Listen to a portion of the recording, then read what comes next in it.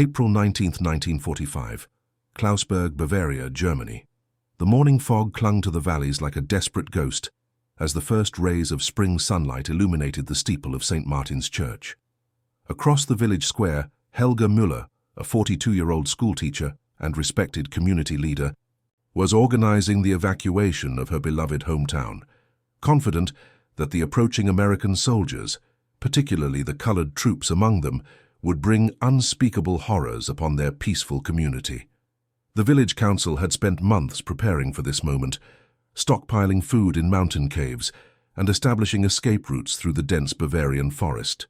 Before we dive into this story, drop a quick hi in the comments and tell me where you're watching from. It really helps support the channel. What neither Helga nor any of the villagers could possibly imagine was that within 3 weeks they would be petitioning American military authorities to allow these very same black soldiers to remain as their protectors and guardians. The winter of 1944-1945 had been brutal for Klausberg. The village of just over 700 souls had remained largely untouched by direct combat, but the psychological toll of the war grew heavier with each passing day. Located in a picturesque valley 30 kilometers from Munich, Klausberg had once thrived on agriculture and small-scale timber production. Now, with most able-bodied men conscripted into the Wehrmacht, the community consisted primarily of women, children, the elderly, and a handful of wounded veterans who had been sent home. Among these veterans was Josef Bauer, a former sergeant with the 16th Panzer Division, who had lost his right leg during the retreat from Stalingrad. At 34, Josef had once been the village's most eligible bachelor, a strong, handsome man who had taken over his father's carpentry business. Now, he moved with the aid of a crude wooden prosthetic and spent his days carving intricate figurines that he would give to the village children. His workshop had become an unofficial gathering place where villagers would come to hear news from the front, delivered by the wounded soldiers passing through on their way home. "The Americans are less than 50 kilometers away," Joseph announced gravely to the assembled group one evening in mid-April. "Their advance units will be here within days." He unfolded a worn map across his workbench, pointing to the areas where American forces had already established control. The 761st Tank Battalion is spearheading this particular advance. They call themselves the Black Panthers. Helga Müller, who had stopped by to collect a repaired chair, furrowed her brow. "Black Panthers? What does that mean?"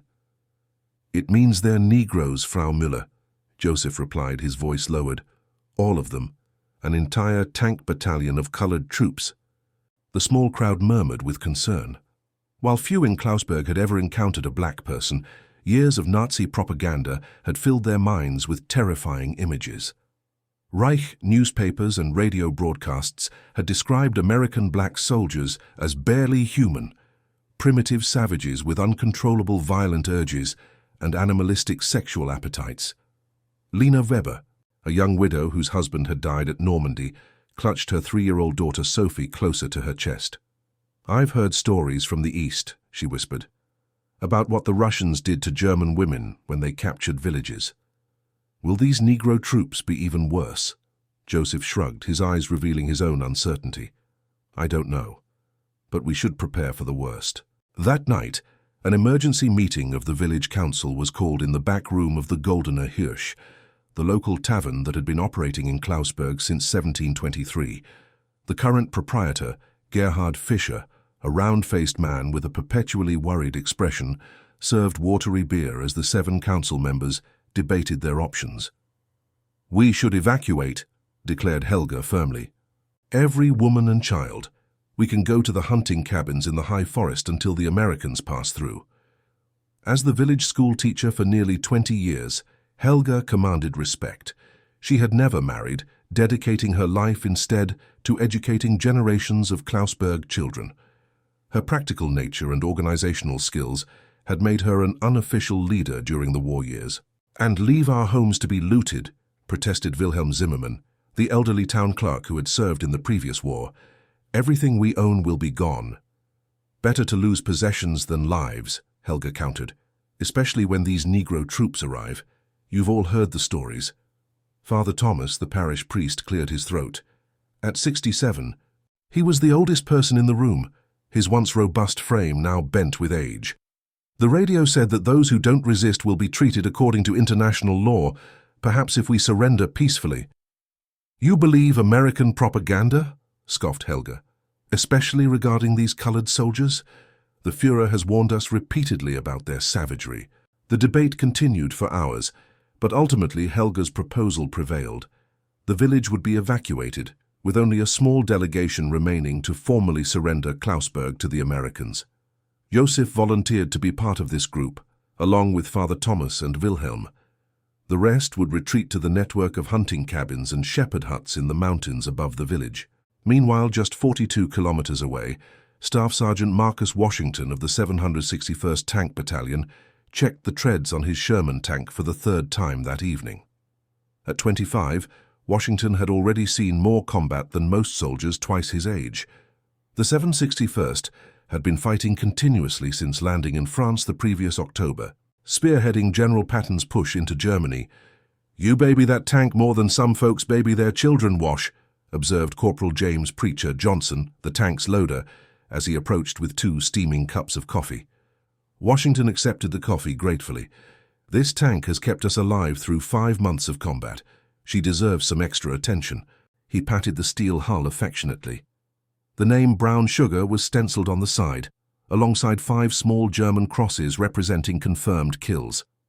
The 761st Tank Battalion, composed entirely of African-American soldiers, had overcome not only the German enemy, but also the prejudice within their own army.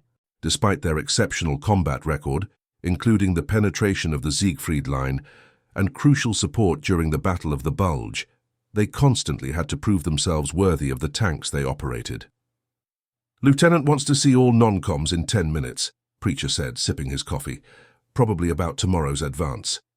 Washington nodded, finishing his inspection before heading to the command tent, where First Lieutenant David Miller, a white officer from Boston, was bent over maps with several other sergeants.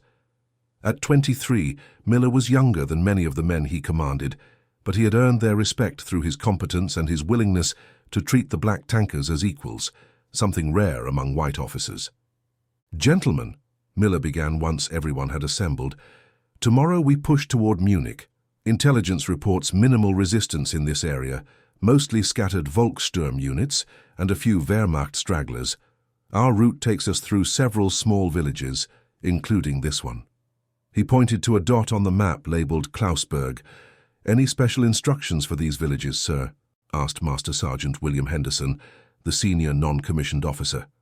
"Standard procedure," Miller replied. "Secure the area, accept formal surrenders, establish temporary military governance until civil affairs units arrive. But I want to emphasize something." He paused, making eye contact with each of the sergeants. "You all know there's been incidents with some of our troops and German civilians. The 761st has maintained an exemplary record of conduct, and I expect that to continue. These people have been fed propaganda about black soldiers for years. Your professionalism will be the most effective counter to those lies." Washington and the other sergeants nodded solemnly. They were well aware of the burden they carried, not just as soldiers but as representatives of their race, in a foreign land filled with preconceptions. "One more thing," Miller added. "Intelligence reports that SS officers have been moving through some villages, encouraging evacuation and resistance. If you encounter empty villages, proceed with caution. Could be civilians hiding, could be an ambush." As dawn broke on April 20th, 1945, coincidentally Hitler's birthday, the residents of Klausberg began their evacuation. A somber procession wound its way up the forest path, leading into the mountains. Children carried small bundles of their most precious possessions. Mothers pushed handcarts loaded with food and blankets. The elderly leaned on walking sticks or the arms of neighbors. Helga Müller supervised the exodus with clipboard in hand, checking off names as families passed by. "Remember to stay on the marked paths," she instructed a group of teenagers. "There may still be unexploded ordnance in the woods from the air raids last month." Near the church, Lena Weber struggled with her handcart, which contained not only provisions, but also her daughter Sophie, who was feverish with a spring cold. The cart's wheel caught in a rut, nearly toppling over. "Let me help you with that," offered a deep voice behind her.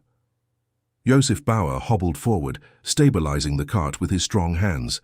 Lena smiled gratefully. "Thank you, Joseph, but you should save your strength. You're staying behind." "I can manage," he assured her, adjusting his prosthetic leg. "How is little Sophie?" "Her fever's still high," Lena said worriedly, touching her daughter's forehead. "I'm not sure the mountain air will be good for her." Joseph frowned. "The cabins will be cold and damp this time of year. Perhaps you should consider staying. Father Thomas and I will make sure no harm comes to you." Lena hesitated, torn between the fear of the approaching Americans and concern for her daughter's health. "The radio said these Negro troops are animals, Joseph. They'll—" She couldn't bring herself to finish the thought.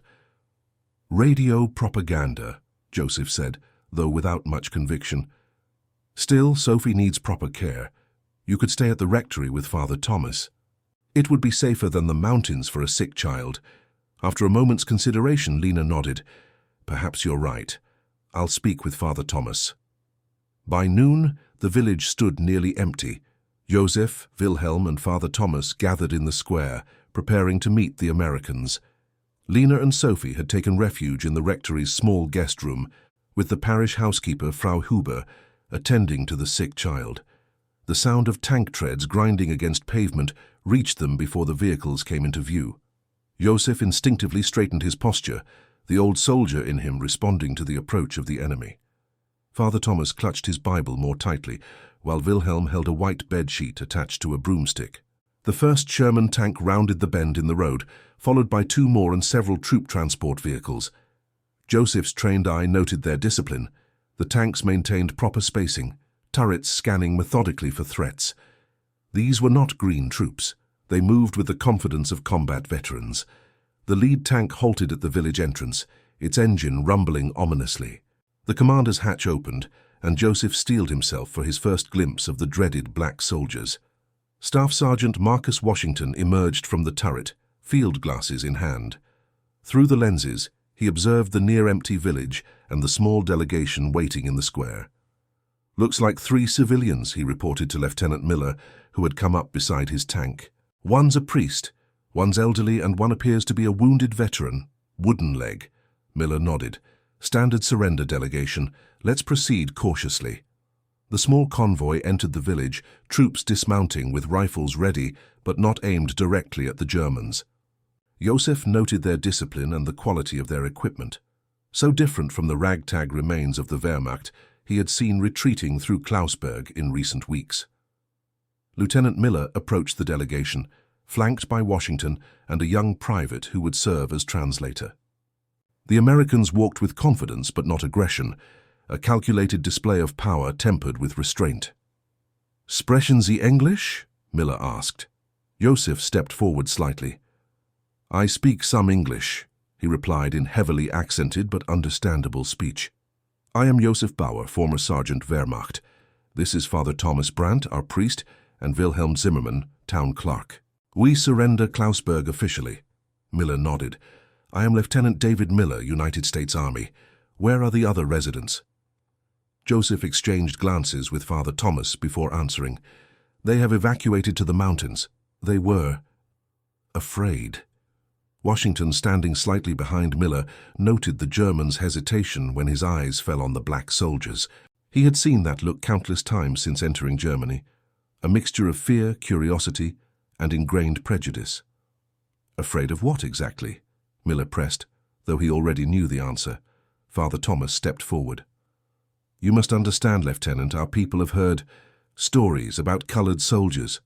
He glanced apologetically at Washington. "Propaganda, I'm sure. But effective." Miller's jaw tightened slightly. "Sergeant Washington," he said, gesturing to the black NCO, "will be establishing a command post in your village hall. All residents who remain are to report there for registration by 1800 hours. Is that clear?" The Germans nodded and Miller continued. "My men will conduct a thorough search of the village for weapons, Nazi materials, and hidden soldiers. We expect your full cooperation." As the Americans dispersed to secure the village, Joseph found himself watching Sergeant Washington. The black soldier moved with quiet authority, directing his men efficiently. He was tall and powerfully built, his dark skin contrasting sharply with the dust that covered his uniform. Nothing about him matched the caricatures from propaganda posters. Washington felt the German's eyes on him and turned, meeting Joseph's gaze directly. For a moment, the two combat veterans assessed each other across the divide of race and recent enmity. Then Washington gave a slight professional nod before continuing with his duties. By late afternoon, the Americans had established control of Klausberg. The few remaining residents, mostly elderly men and women who had been too frail for the mountain journey, were registered and issued identification cards. Sergeant Washington had requisitioned the village hall as both command post and barracks for his platoon. The soldiers set up sleeping quarters in the main chamber, while converting the clerk's office into an operations room. Washington was updating the tactical map when Private First Class Samuel Wilson, his driver, entered with a concerned expression. "Sarge, we got a situation. German woman at the rectory with a sick kid. Doc Peterson's taking a look at her now, but he says she needs medicine we don't have." Washington frowned. "How bad?" "Pretty bad. High fever, trouble breathing. Doc thinks it's pneumonia." Washington grabbed his helmet. "Let's go." At the rectory, Army medic specialist Thomas Peterson was examining Sophie, whose small face was flushed with fever. Lena stood anxiously nearby, watching the American doctor with a mixture of hope and fear. Father Thomas acted as translator. "She needs penicillin," Peterson explained, packing away his stethoscope. "And we're running low. Might have some in the battalion aid station, but that's back with the main column." Washington considered the situation. "How urgent is it, Doc?" "Very. Her fever's dangerously high, and her lungs are filling with fluid. Without antibiotics." Peterson left the implications unspoken. Lena might not have understood all the words, but she grasped their meaning. "Bitte," she pleaded, looking directly at Washington rather than Peterson. "Please, she is all I have left." Something in her desperate expression reminded Washington of his own sister back in Philadelphia, who had lost a child to illness 2 years before. "I'll radio battalion," he decided. "See if they can dispatch a jeep with medical supplies." As he stepped outside to use the radio in his tank, Washington found Joseph Bauer waiting in the rectory garden. "The child," Joseph said without preamble. "Will she receive help?" "I'm doing what I can," Washington replied curtly, brushing past him. Joseph followed, his wooden leg clunking against the stone path. "Sergeant, please. There are other sick people in the village, elderly mostly, and the evacuees in the mountains. Some are unwell too." Washington paused, turning to face the German. "Why are you telling me this?" "Because you are in command here, and because you seem—" Joseph searched for the right word. "Honorable." Washington studied the man for a moment. Joseph had the weathered face of someone who had seen combat up close, the same haunted eyes Washington recognized in his own mirror reflection. "Where exactly are these evacuees?" "In hunting cabins, about 5 kilometers up the mountain. Nearly 600 people, mostly women and children." Joseph hesitated before adding, "They left because they feared your men, especially the black soldiers." Washington finished for him. "Yeah, I got that." Joseph had the grace to look ashamed. "I fought at Stalingrad. I've seen what propaganda can do, on both sides. These villagers, they only know what they've been told." Washington sighed heavily. War had taught him to despise the enemy in abstract, but up-close enemies became just people, often misled, frightened people. "I'll see what medical support we can provide for the child and the others. But those evacuees need to return. The mountains aren't safe. There are still SS units hiding in the forests, and they don't distinguish between civilians and collaborators." Joseph nodded gratefully. "I will try to convince them." Washington returned to his tank and made radio contact with battalion headquarters. To his relief, a medical jeep was already en route with supplies for the forward units. It would arrive by evening. True to his word, the American medical jeep arrived just after sunset. Specialist Peterson immediately administered penicillin to Sophie, whose condition had worsened throughout the day. Lena watched the procedure with tears in her eyes, her previous fear of the black soldiers temporarily forgotten in her concern for her daughter. "The medicine will take time to work," Peterson explained as Father Thomas translated, but she should start improving by morning. That night, as most of his men rested in the village hall, Washington made his rounds, checking the guards posted at strategic points around Klausberg. The village was eerily quiet, the empty houses like rows of blind eyes staring accusingly at the occupiers. At the eastern checkpoint, Washington found Private Wilson sharing his K-rations with an elderly German man who had apparently emerged from one of the houses. "What's going on here, Private?" Washington asked, not unkindly. Wilson jumped to his feet. "He was hungry, Sarge. Said he hasn't eaten properly in days." The old man, thin to the point of emaciation, clutched a half-eaten chocolate bar as if it were gold. His rheumy eyes moved fearfully between the two black soldiers. "It's all right," Washington assured both of them. "Just report any civilian contacts, Wilson." As he continued his patrol, Washington reflected on the strange situation. Here they were, black men from America, now temporarily responsible for a village of Germans who had been taught to fear them as savages. The irony wasn't lost on him. Back home, he couldn't enter certain restaurants or stay in certain hotels because of his skin color. Yet here, wearing the uniform of his country, he held power over the very people whose leader had declared his race subhuman. Washington's contemplation was interrupted by the sound of movement in the trees beyond the village perimeter. He dropped to one knee, Thompson's submachine gun at the ready, scanning the darkness. A twig snapped and Washington's finger tightened on the trigger. "Don't shoot," came a voice from the darkness, Joseph Bauer's voice. "It's me, with news from the evacuees." Washington relaxed slightly, but kept his weapon ready. "Come forward slowly, hands where I can see them." Joseph emerged from the trees, hands raised, limping heavily after what had clearly been an arduous journey. "I've been to the mountain camps," he explained, breathing hard. "Conditions are deteriorating. Food is limited, and there's no clean water source near the cabins. Several more children have fallen ill." "And did you tell them to come back?" Washington asked. Joseph's expression was grim. "I tried. Some are considering it, especially after I described how you're helping the Weber girl, but most remain afraid. And now there's a new problem." He lowered his voice. "SS troops have been spotted near the upper cabins. 3 officers and maybe a dozen men. They're telling the villagers that surrender means death or worse." Washington cursed under his breath. This complicated matters significantly. "We need to get those people back to the village for their own safety. They won't come while the SS is there, threatening reprisals against collaborators," Joseph said, "and they won't trust American assurances delivered by me alone." Washington considered the situation. "Then I'll go speak to them myself." Joseph looked stunned. "You? But I'm black, and they're terrified of black soldiers," Washington finished for him. "Exactly. They need to see for themselves that we're not the monsters they've been told about. It could be dangerous," Joseph warned, "if the SS realizes you're there." "I'm not going alone," Washington replied. "I'll take a squad. Enough men to handle any SS we encounter, but not so many that we'll frighten the civilians even more." Joseph nodded slowly, seeing the logic. "When?" "Dawn," Washington decided. "We'll need the daylight to navigate the mountain paths, and we'll want to reach the cabins before midday." The next morning, before the first light of dawn, Washington assembled a select group: Private Wilson, Corporal Johnson, Specialist Peterson, and 3 other soldiers he trusted implicitly. Lieutenant Miller had approved the mission after a brief radio consultation with battalion headquarters.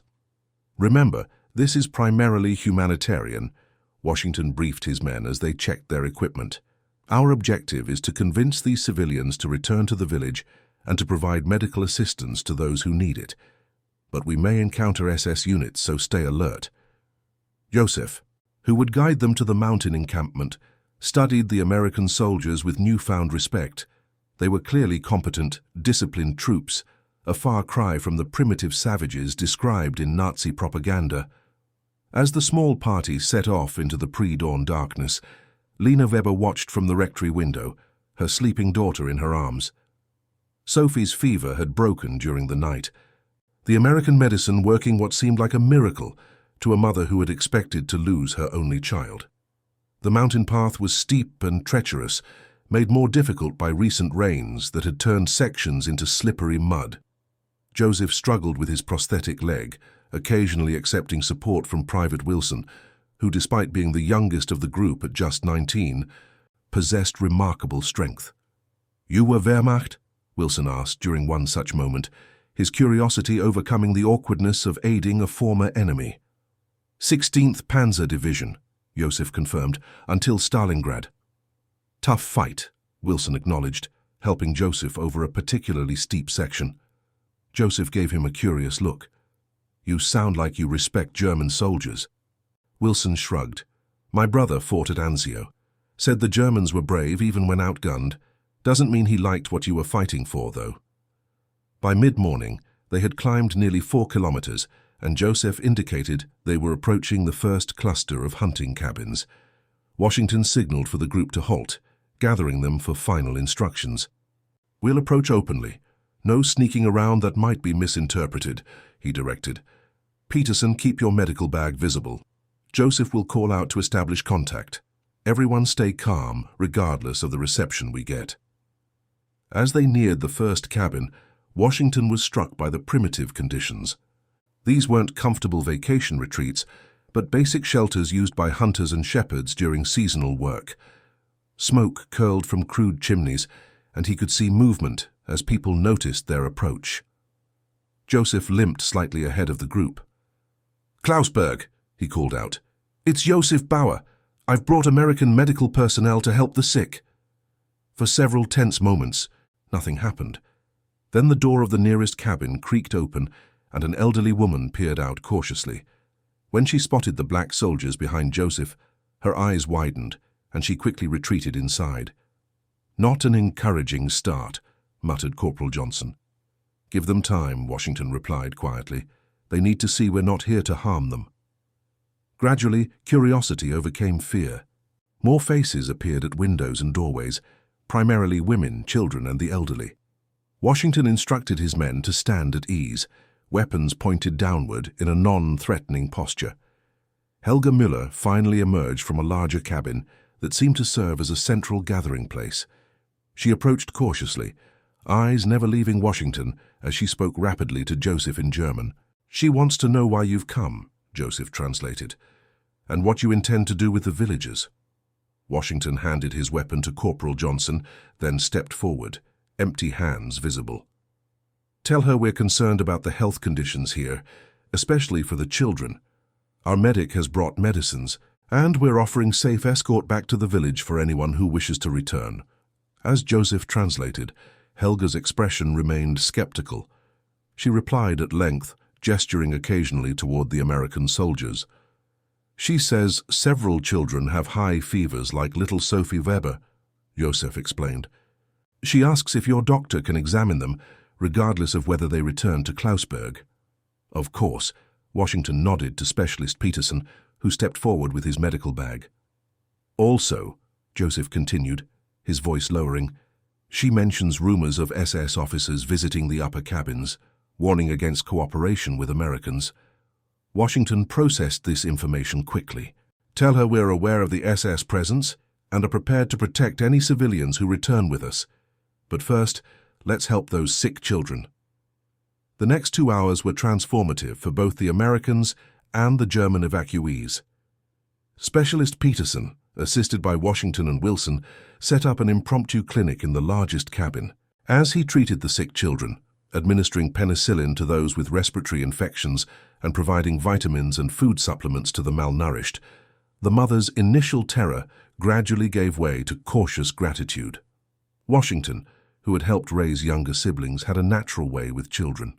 A small boy of about 5, initially hiding behind his mother's skirts, was soon sitting on the sergeant's lap, fascinated by the various pockets and insignia on the American uniform.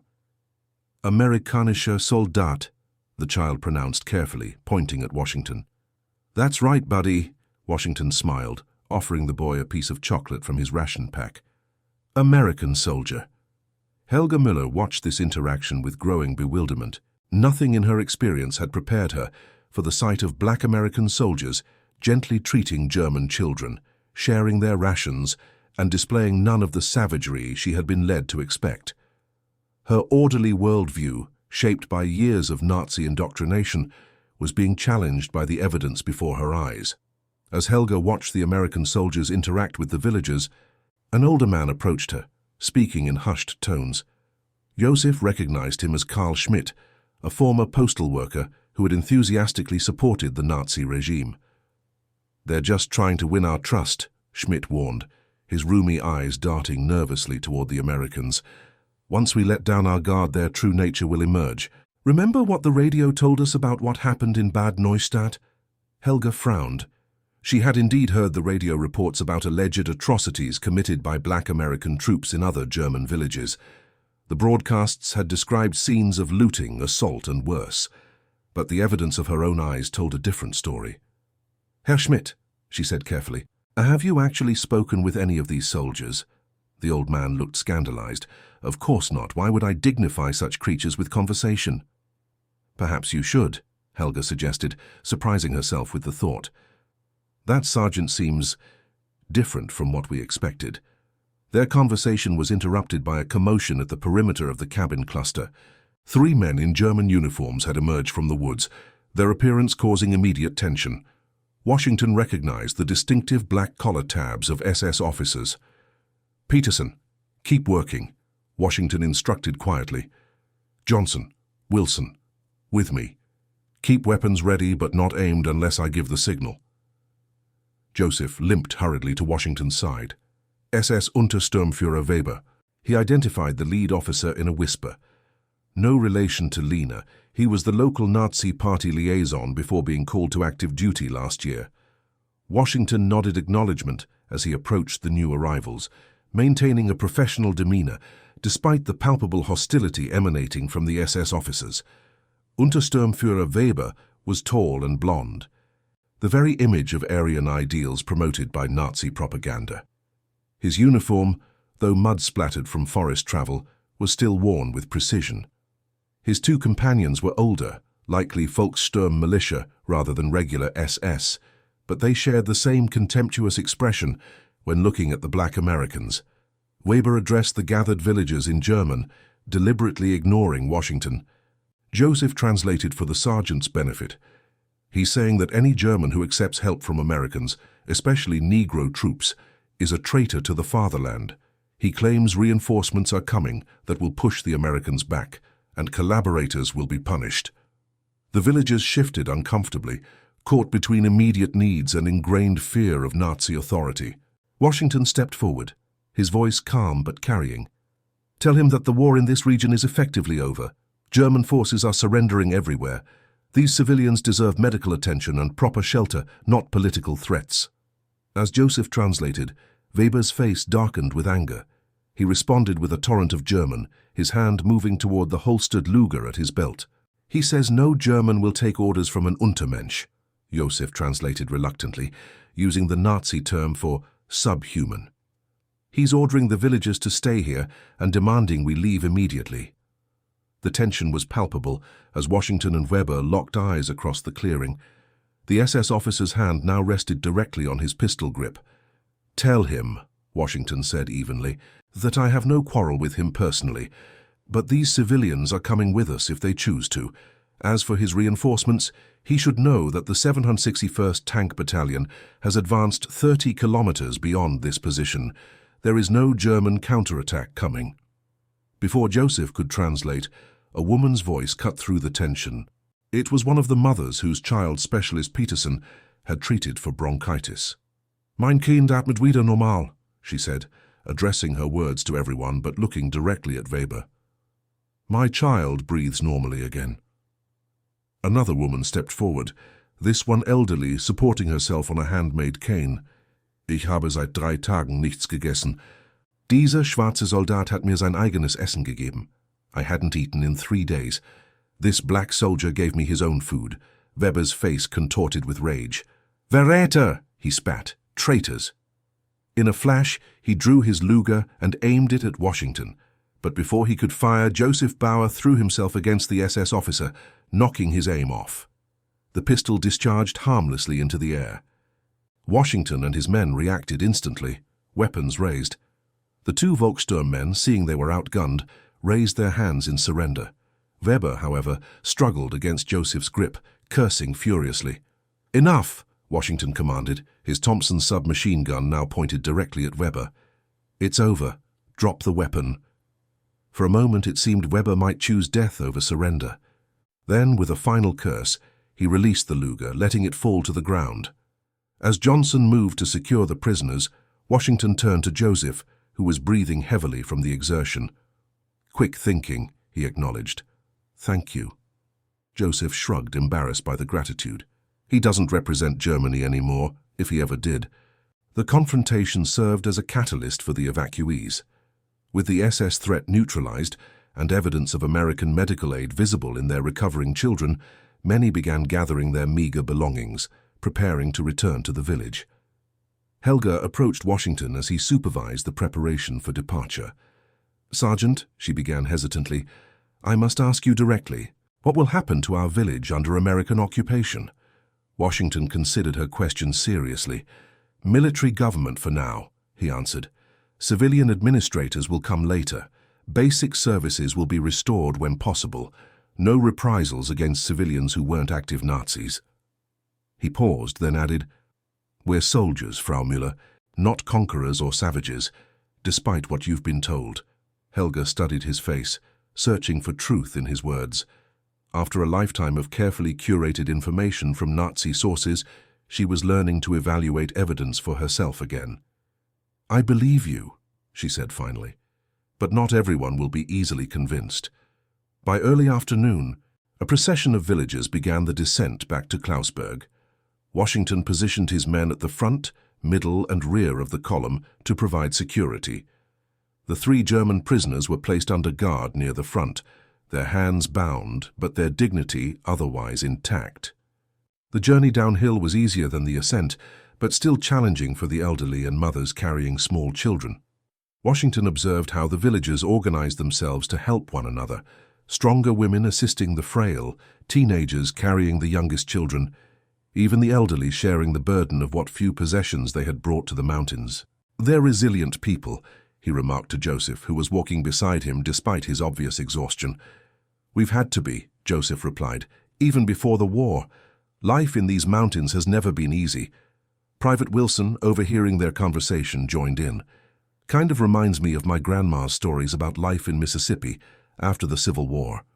Different circumstances, but same need to rebuild from nothing."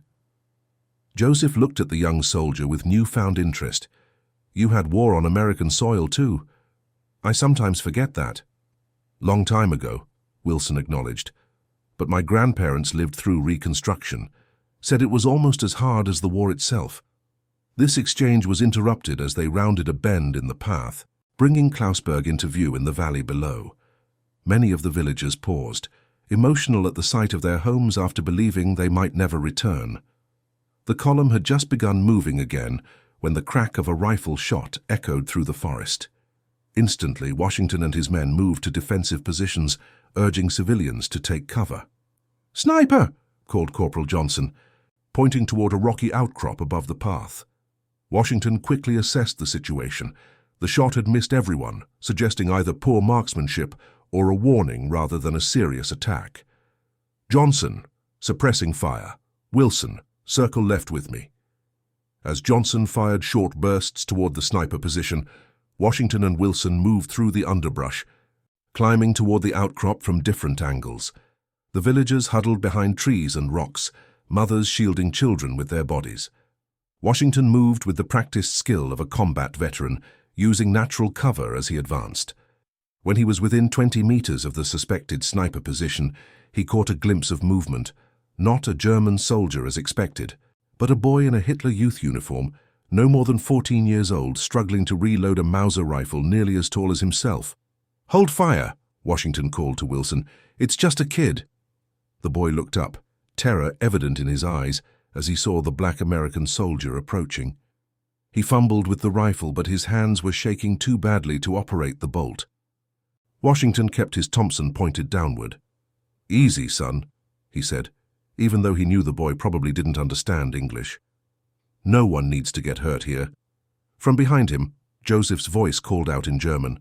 The boy responded frantically, tears beginning to stream down his face. "His name is Hans Müller," Joseph translated, limping up beside Washington. "Helga's nephew. He says he was following SS orders to resist until the last man. He thought he was protecting his aunt and the other villagers from, well, from what he expected black soldiers would do." Washington sighed heavily. Even children had been poisoned by the regime's hateful ideology. He slung his Thompson over his shoulder and slowly approached the boy, hands visible. "Tell him I'm not going to hurt him," Washington instructed Joseph. "Tell him to put down the rifle and he can go to his aunt."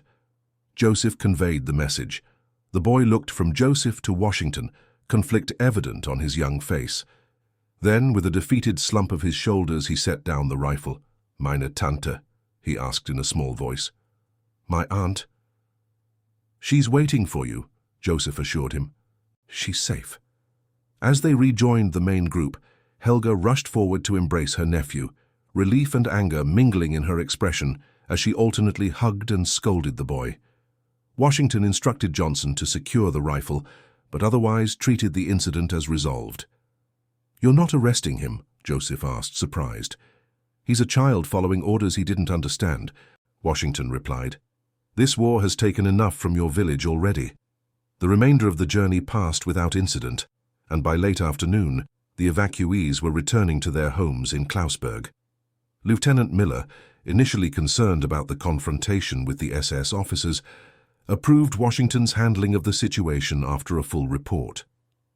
"You've done good work here, Sergeant," Miller acknowledged. "Battalion's sending a civil affairs team tomorrow, but until then maintain security and continue humanitarian assistance." "Yes, sir," Washington responded. "Request permission to distribute additional rations to the returning civilians. Food supplies appear critically low." Miller considered this briefly. "Granted, but maintain standard accounting." "And Washington," he added, as the sergeant turned to leave, "well done with the boy. Sometimes mercy makes a stronger statement than force." Over the next 2 days, a remarkable transformation began in Klausberg. As the villagers settled back into their homes, interactions with the American soldiers, particularly the men of the 761st, became increasingly normalized. Children who had initially hidden from the black soldiers now followed them with curiosity. Older villagers, while still reserved, acknowledged the Americans with cautious nods rather than fearful glances.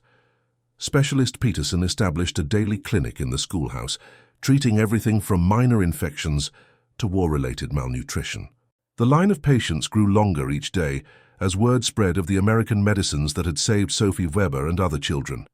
Lena Weber, overwhelmed with gratitude for her daughter's recovery, began assisting Peterson as a translator and nurse. Her initial terror of black soldiers had transformed into respect, particularly for Washington, whose quiet dignity and competence reminded her of her late husband. "He is not what we were told," she confided to Helga as they collected water from the village well. "None of them are."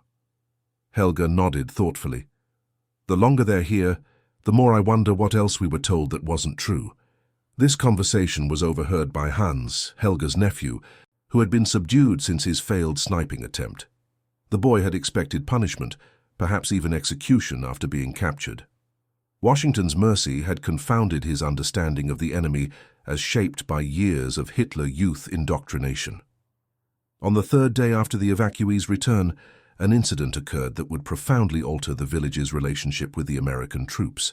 A group of displaced persons, primarily Polish and Russian forced laborers who had worked on nearby farms during the war, were making their way through the area, heading west away from the advancing Soviet forces. Among them was a contingent of particularly aggressive men who had armed themselves with abandoned Wehrmacht weapons. Resentful after years of mistreatment by Germans, some had been taking revenge on the civilian population as they traveled.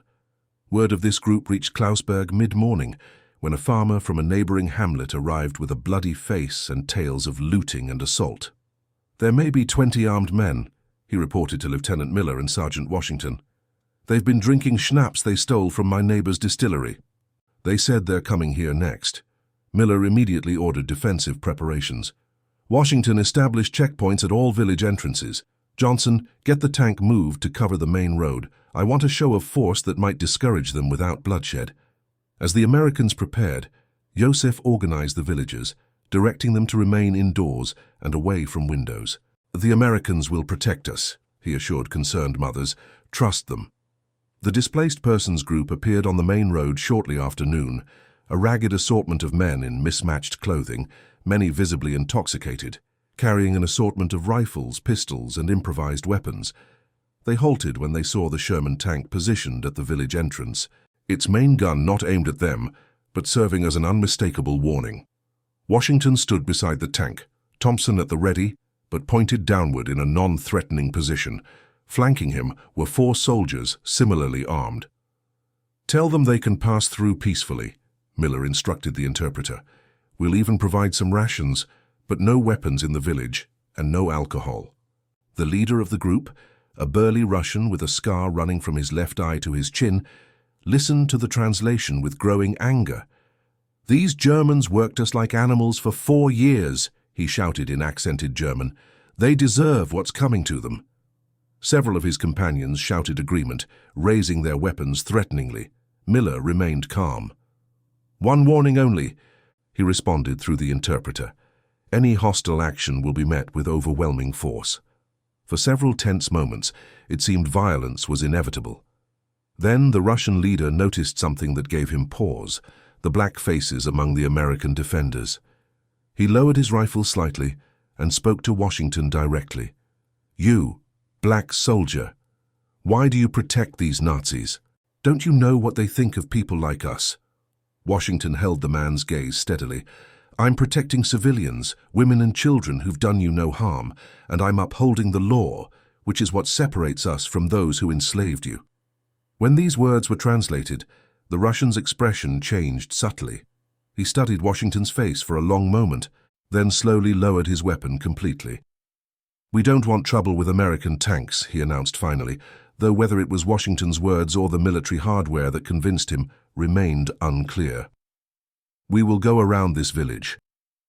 As the group departed, taking a path that skirted Klausberg to the south, the villagers who had been watching anxiously from windows and doorways emerged with expressions of relief and something new: respect bordering on admiration for the soldiers who had stood between them and potential harm. Helga Müller approached Washington as he was supervising the removal of the roadblock.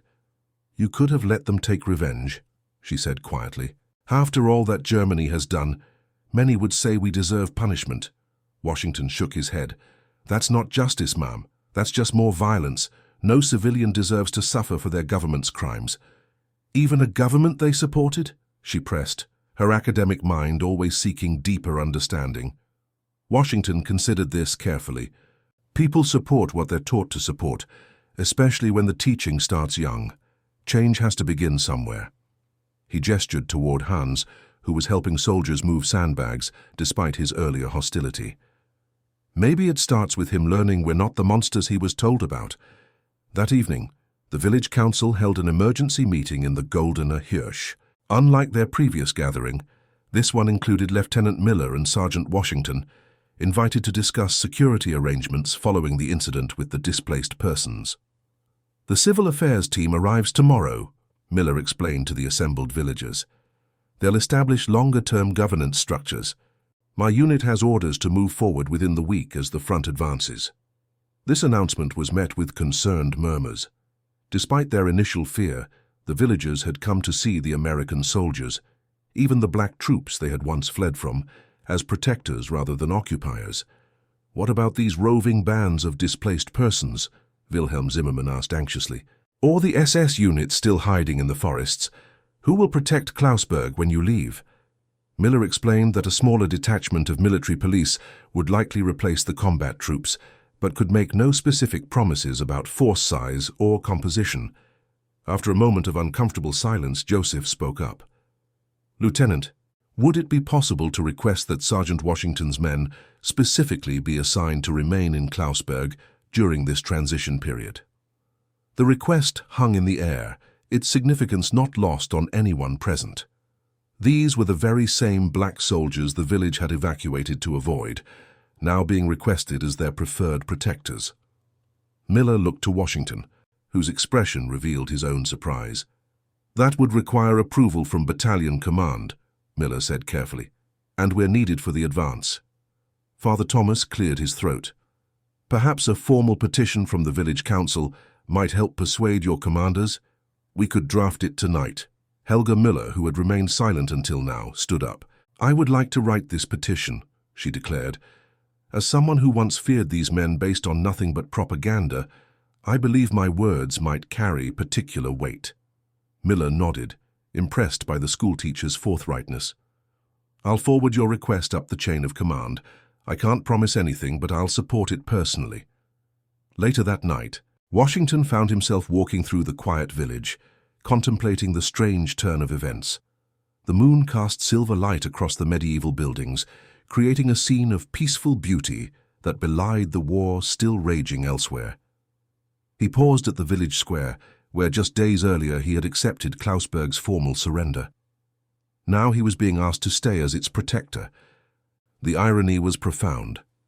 "Sergeant Washington?" a voice called softly. It was Lena Weber, Sophie bundled in a blanket in her arms despite the mild spring night. "Mrs. Weber," he acknowledged with a nod. "Your daughter looks better." "She is fully recovered thanks to your medicine," Lena confirmed, approaching him. She wanted to say thank you herself before bed. She gently encouraged the sleepy child. "Sophie, what do you say to the sergeant?" The little girl looked at Washington with the direct, untroubled gaze of childhood. "Danke," she said clearly, then added with careful pronunciation, "Thank you." Washington smiled, genuinely touched. "You're welcome, Sophie." "She has been practicing her English all day," Lena explained, a hint of maternal pride in her voice. "She says she wants to speak with American soldiers." "She's a quick learner," Washington observed. Lena hesitated, then spoke again. "Is it true you might be leaving soon?" "Those are our orders," Washington confirmed, "though your village council is petitioning for some of us to remain temporarily." "I signed the petition," Lena said quietly. "We all did. Even old Carl Schmidt, who still quotes Nazi papers at dinner." She paused, searching for the right words. "It's strange how quickly everything can change. A week ago I fled my home because I feared what men like you might do to me and my daughter. Now I fear what might happen when you leave." Washington understood the complex emotions behind her words. "The world's changing, Mrs. Weber. Maybe for the better in some ways." "Perhaps," she agreed. Then, with a small smile, "Sophie asked me today why some soldiers have dark skin and some have light skin. I realized I had no answer that wouldn't sound foolish to a child. In her eyes, you are simply the men who made her well again." "Children see clearly sometimes," Washington replied. "Good night, Mrs. Weber." "Good night, Sophie." As they parted ways, Washington reflected that in this small German village something remarkable had occurred. A transformation of perception that usually took generations had happened in mere days. He harbored no illusions that prejudice had been completely overcome, but seeds of change had definitely been planted. The next morning, a military jeep arrived from battalion headquarters, carrying not only the expected civil affairs officers, but also a written response to the village petition. Lieutenant Miller gathered Washington and the village council in the schoolhouse to share the news. "Battalion has approved a 2-week extension for a detachment from the 761st to remain in Klausberg," Miller announced, unable to keep a hint of surprise from his voice. "Sergeant Washington will command the security detail while the rest of us continue the advance." The relief among the villagers was palpable. Helga Müller, ever the practical administrator, immediately began discussing logistics: which buildings the soldiers would occupy, how food would be distributed, what security arrangements would be made. Joseph approached Washington after the meeting. "So you'll stay," he said, satisfaction evident in his tone. "For 2 weeks," Washington emphasized, "just until things stabilize." Joseph nodded, understanding. 2 weeks is enough time to ensure the SS stragglers move on and the displaced person situation resolves itself. It's also enough time. "For what?" Washington asked when Joseph didn't complete his thought. "For memories to be made," the German veteran replied. the kind that last beyond propaganda. The children of Klausberg will grow up remembering that black American soldiers protected them, treated their illnesses, and showed them kindness when they expected cruelty. That matters, Sergeant, perhaps more than any military objective. Washington considered this perspective thoughtfully. In the segregated America he had left behind, such a transformation of racial attitudes seemed almost unimaginable. Yet here, in the aftermath of humanity's most destructive war, in a village that had once been part of Hitler's Third Reich, something like genuine understanding had begun to take root. 2 days later, the main force of the 761st Tank Battalion continued their advance toward Munich, leaving Washington with a detachment of 12 men to maintain security in Klausberg. Lieutenant Miller, before departing, had taken Washington aside for a final conversation. "This assignment is unusual, Sergeant," Miller had acknowledged, "but I believe it's important, not just for these villages, but for what it represents." "Sir?" Washington had questioned. "These people fled from you because of the color of your skin," Miller explained. "Now they're requesting your protection for the same reason. They've seen the humanity in men they were taught to consider subhuman. That's a victory as important as any ground we've taken." Now, as Washington watched the convoy disappear around a bend in the road, he felt the weight of this special responsibility. He turned back toward the village, where Joseph, Helga, and several other residents waited to begin planning the security arrangements that would protect Klausberg during this fragile transition period. Over the next 2 weeks, the relationship between the black American soldiers and the German villagers continued to evolve. What had begun as fearful avoidance, followed by cautious acceptance, gradually transformed into something approaching mutual respect. Children were the first to fully embrace the change, as children often are. They followed the soldiers around the village, picking up English phrases and teaching German words in return. Washington established a daily reading hour in the schoolhouse where soldiers would read American books to the village children, with Helga translating. These sessions became community events, with adults gradually joining to listen and learn. The soldiers, for their part, gained new perspective on the German civilians they had been fighting against for months. These were not the fanatical Nazis they had encountered on the battlefield, but ordinary people who had been caught in the machinery of a regime that had exploited their fears and prejudices. Corporal Johnson, known as Preacher for his religious background, began holding informal Sunday services in the village square, attended by both Americans and Germans. His message of reconciliation and healing resonated even with those who didn't share his faith or fully understand his words.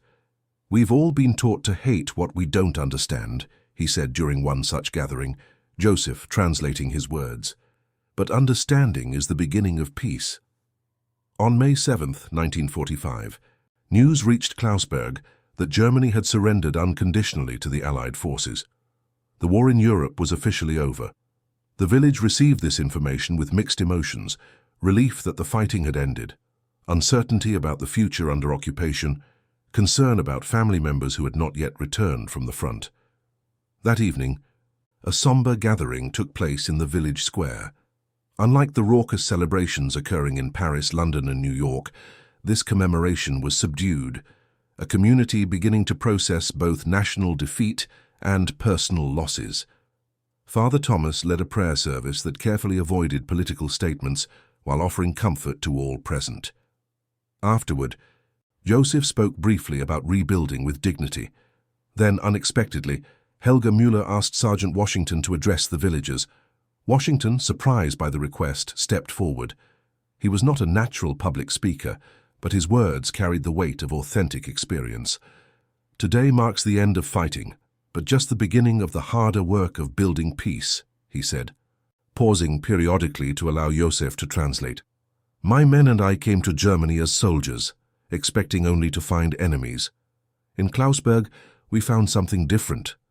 People willing to look past fear and see us as human beings, despite everything they'd been told." He looked around at the gathered villagers, faces that had initially regarded him with terror, now watching with respect and even warmth. "In America," Washington continued, "we're still fighting our own battles against prejudice and fear. What has happened in this village gives me hope that change is possible, even after the deepest divisions." His words resonated deeply with the villagers, many of whom were beginning to reckon with the moral collapse that had led their nation to disaster. The idea that redemption might be possible, that they could build something better from the ruins of the Third Reich, offered a glimmer of hope in a dark time.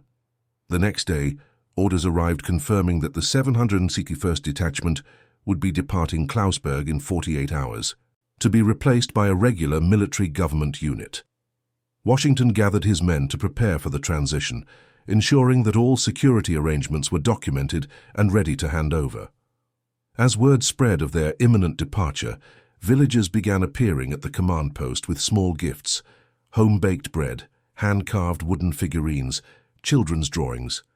These tokens of appreciation, from people who had so little to give, affected the soldiers deeply. On their final evening in Klausberg, the village organized a farewell dinner in the square. Tables were brought from homes and arranged in a long row, covered with white cloths and wild spring flowers. Despite wartime shortages, each family contributed what little they could to create a communal feast. During the meal, Hans Müller, the boy who had once tried to shoot Washington from the mountainside, approached the sergeant with a small wooden box. "For Sie," the boy said shyly, presenting the box. "For you." Washington opened it to find a carved wooden figure of a black soldier, standing protectively beside a German child.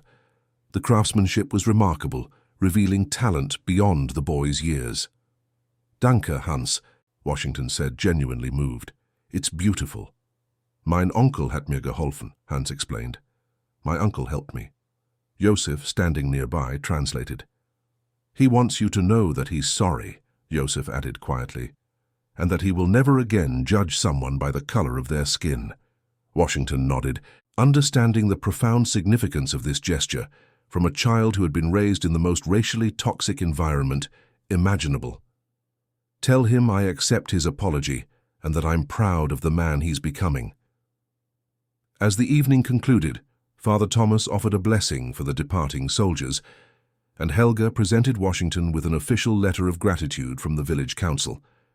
The document, beautifully handwritten in both German and English, would later be included in the 761st Battalion's official records and eventually find its way to the U.S. National Archives. The next morning, as Washington's men prepared to depart, the entire village gathered to bid them farewell. There were tears among both villagers and soldiers. Unlikely bonds had formed that transcended the barriers of language, culture, and racial prejudice. Joseph Bauer stood beside Washington as the trucks were loaded. "I fought Americans in Italy," the German veteran remarked. "I never imagined I would be sorry to see them leave." Washington smiled at the irony. "And I never imagined Germans would ask black troops to protect them." "War makes strange turning paths for all of us," Joseph observed philosophically. Then, with sudden earnestness, he extended his hand. "Thank you, Sergeant Washington, not just for protecting Klausberg, but for showing us another way to see the world." Washington clasped the offered hand firmly. "Take care of your village, Joseph, and remember to tell this story to your children and grandchildren." "I will," Joseph promised. "Long after your tanks and troops have gone home, Klausberg will remember the black soldiers who came not as conquerors, but as protectors." As the trucks rumbled out of the village square, children ran alongside, waving American flags fashioned from scraps of cloth. From doorways and windows, villagers raised their hands in farewell, not the Hitler salute that had once been mandatory, but the simple, open-handed wave of one human being to another. Staff Sergeant Marcus Washington, watching the village recede in his side mirror, reflected on the strange journey that had brought him from Philadelphia to this remote Bavarian community. He had entered Germany prepared to face enemies, indoctrinated to consider him racially inferior. Instead, he had witnessed a remarkable transformation, one that gave him hope for what might be possible back home when the war was truly over. 3 months later, Washington received a letter forwarded through military channels. It was from Helga Müller, written in careful English, updating him on Klausberg's recovery. The village was rebuilding, she reported. Joseph Bauer had been elected mayor in the first free local elections. Lena Weber was teaching English classes to village children, with little Sophie serving as her enthusiastic assistant. The letter concluded with a sentence that Washington would remember for the rest of his life. The children of Klausburg no longer play Nazis versus Americans in the village square. Now they play Black Panthers, all wanting to be the brave soldiers who protected our village when we needed them most. Years later, in 1965, Marcus Washington would return to Klausburg as a tourist, bringing his wife and 2 teenage sons to see the village that had shaped his understanding of how deeply prejudice could be overcome. They were welcomed like returning family. Joseph, now silver-haired but still strong, hosted them in his home. Helga, retired from teaching but still intellectually vibrant, had organized a community reception. And a young woman named Sophie Weber, now a university student studying American literature, served as their interpreter and guide. The most moving moment came when Washington visited the village school. There, on the Wall of Honor, alongside photographs of local historical figures, hung a framed picture of the 761st Tank Battalion detachment that had stayed in Klausburg during those pivotal weeks in 1945. Beneath it, a simple plaque read in both German and English, "To the Black American soldiers who taught Klausburg that humanity exists in every color. Our village fled from you in fear, then asked you to remain for protection. In that transformation lies the hope for a better world." And that concludes our story. If you made it this far, please share your thoughts in the comments. What part of this historical account surprised you most? Don't forget to subscribe for more untold stories from World War II and check out the video on screen for another incredible tale from history. Until next time.